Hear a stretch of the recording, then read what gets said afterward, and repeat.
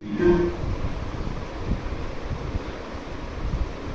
Everyone, my name is Umang Upadhyay. Welcome to Umang bio classes. आज हम एक छोटा सा टॉपिक स्ट्रक्चर ऑफ ओव्यूल करने वाले हैं। इसका मैंने पीपीटी में एक डिटेल में विद थ्योरी लेक्चर बना दिया है, अपलोड भी हो गया है, तो वो तुम जाकर देख लेना। आज हम इसका स्ट्रक्चर देखेंगे और तुमसे मैंने एक क्वेश्चन पूछा था कि इसमें जो जो पार्ट्स हैं उसके प्लॉयडी लेवल बताना है तुम्हें, तो उसका आंसर भी यहाँ पे तुम मैच कर लेना। उसका आंसर भी यहाँ पे एक्सप्लेन होगा, मैंने लिख रखा है हर जगह। उसकी प्लॉयडी लेवल देख सकते हो तुम, जहाँ जहाँ जरूरत है वहाँ वहाँ मैंने उसकी प्लॉयडी लेवल लिख रखी है। ठीक है, तो आओ इस स्ट्रक्चर को हम समझते हैं। ठीक है, आओ देखो।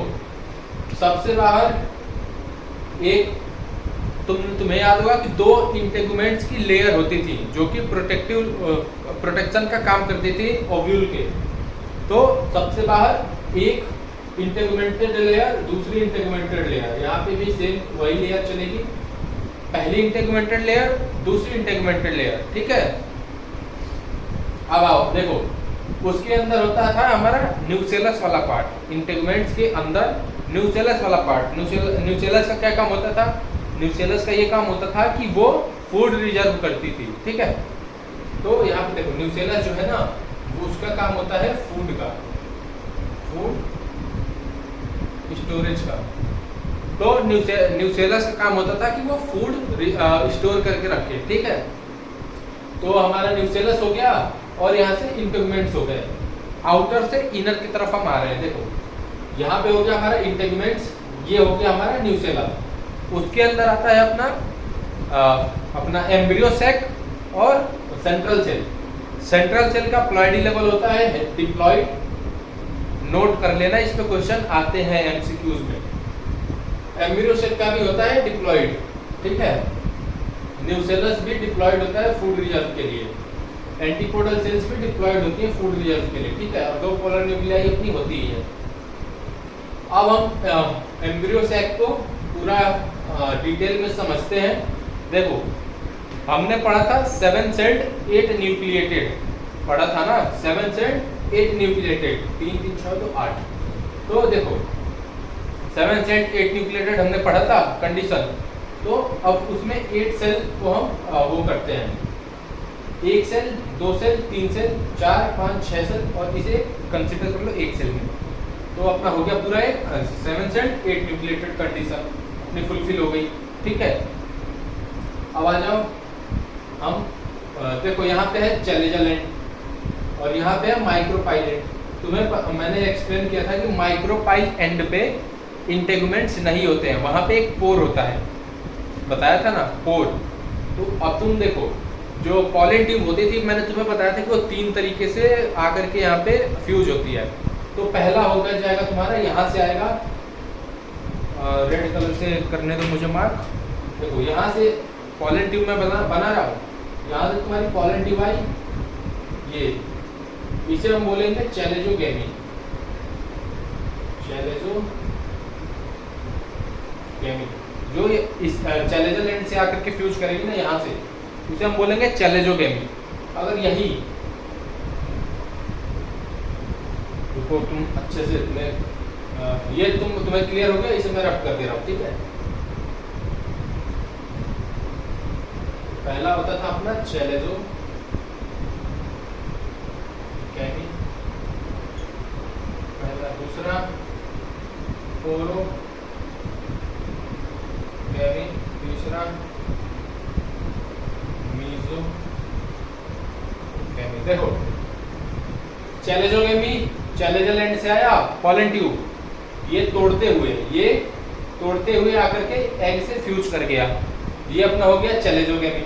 पोरोगेमी जो मोस्ट कॉमन है, पोरोगेमी मोस्ट कॉमन टाइप होता है पोरोगेमी।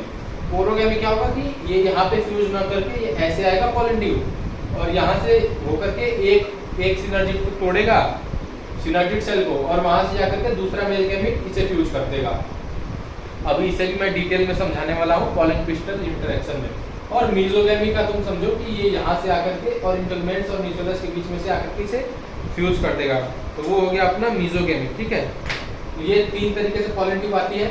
अब देखो, अब आते हैं वापस डायग्राम पे अपने, वापस अपने डायग्राम पे आ जाते हैं हम।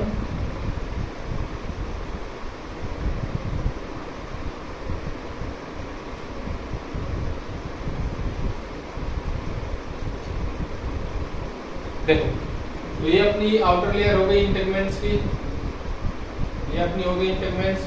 यहाँ पे एक मस्कुलर स्ट्रैंड होता है जो कि फूड वाला ऑब्वियस सी बात है काम करता है, ठीक है। अब देखो, यहाँ पे अपना हो गया, ये हो गई antipodal cells. Antipodal cells, question आता है एंटीपोडल सेल्स किस एंड पे होती है, तो एंटीपोडल सेल्स होती है अपनी चलेजल एंड पे। माइक्रोपाइल एंड पे होता है अपना एक अपरेटस, एक अपरेटस में 3 सेल्स होती हैं टोटल, 3 में से 2 सिनर्जिड सेल्स हो जाती हैं और एक होती है egg cell, egg cell in the sense ovum. यहाँ पे तुम कुछ डायग्राम देख रहे होगे, ये अपनी एग सेल और सिनर्जिड, और यहाँ पे देखो ऐसे ऐसे कुछ दिख रहा है, ये 2 सिनर्जिड सेल्स, ये एग सेल और ये हो गई सिनर्जिड। यहाँ पे ना कुछ ऐसे स्ट्रक्चर्स हैं, उनका नाम होता है अपनी, ये जो होती है ना फिलीफॉर्म एपरेटस।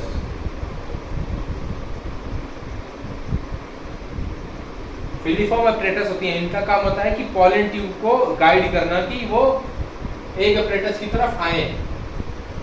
पॉलन ट्यूब को ये गाइड करती है कि वो एग एपरेटस की तरफ आए और वहां पे अपना फ्यूजन करें, ठीक है। तो ये एक छोटा सा टॉपिक था, मैंने सोचा तुम्हें बता दूं। अब देखो नीचे माइक्रोपाइल एंड न्यूसेलस जो होता है फूड रिजर्व का काम करता है, यहाँ से जाकर के फ्यूजन होगा। अब यहाँ पे देखो ओव्यूल है, ये एनाट्रोपस ओव्यूल है, हम स्टडी कर रहे हैं अपनी एनाट्रोपस ओव्यूल की, ठीक है। तो यहाँ पे जो ओव्यूल और फ्यूनिकल जो प्लेसेंटा से आता है, यहाँ पे प्लेसेंटा होगा, प्लेसेंटा के बाद फ्यूनिकल के बाद हाइलम। देखो प्लेसेंटा और हाइलम का पूछे कि पॉइंट ऑफ अटैचमेंट क्या है, तो वो हो जाएगा तुम्हारा फ्यूनिकल और ओव्यूल का पूछे वो हो जाएगा तुम्हारा हाइलम, ठीक है। एक अपरेटस में 2 चीजें शामिल होती हैं, 2 सिनर्जिड सेल और एक एग सेल।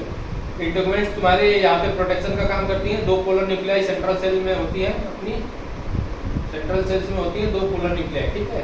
और एंटीपोडल सेल्स और यहाँ पे एग अपरेटस, यहाँ पे हो गया तुम्हारा वास्कुलर स्ट्रैंड्स। और बाकी ये देखो हाइलम जो होता है point of attachment of ovule and funicle होता है, ठीक है। यहाँ से प्लेसेंटा आया, प्लेसेंटा फ्यूनिकल से यहाँ पे जॉइंट होगा, मान लो ये प्लेसेंटा है तुम्हारा, प्लेसेंटा फ्यूनिकल से जुड़ा, और यहाँ पे जहाँ पे ओव्यूल और फ्यूनिकल जुड़ते हैं उसे हम बोलते हैं पॉइंट ऑफ हाइलम, जो कि अटैचमेंट का पॉइंट होता है ओव्यूल और फ्यूनिकल का। बाकी सबसे अंदर तुम्हारी सेंट्रल सेल होगी, यहाँ पे 2 पोलर न्यूक्लियाई होगी, और ये तुम्हारा हो गया एंटीपोडल सेल्स तीनों, ये 2 सिनर्जिड सेल्स, ये एक सेल। तो इस वाले स्ट्रक्चर में ओव्यूल के स्ट्रक्चर में इतना ही था, ये था तुम्हारा एनाट्रोपस ओव्यूल, ठीक है। तो अब इसमें कुछ ज़्यादा है नहीं, तो समझ लो, एक बार और रिपीट करके देखना है तो देख सकते हो तुम, ठीक है।